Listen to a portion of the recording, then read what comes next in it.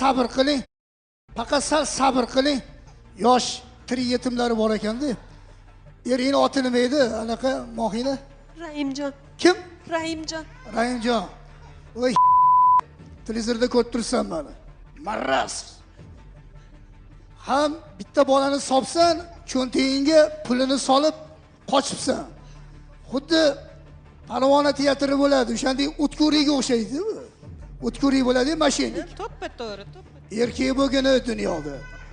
Xotinlarning moli erkak uchun harom. Hozir san nomingdan bechara anu zaifi birinchi xotining gapiryapti. O'zing bekinib o'tiribsan. Yuribsan shu yerda. Erkak bo'lgan dunyoda, erkak bo'lgan. Mana shu tirik yetimni Xudo xolisa javobini berasan.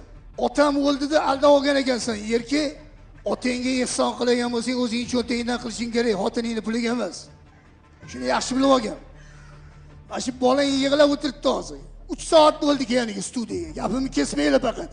Agar kesdinglar, men keyin ko'rsatuvga kelmayman deb qo'ying. Vijdonan gapiryapman. Yuragimdan chiqib o'tgan gap bu. Allohdan qo'rqin, Allohdan qo'rqin.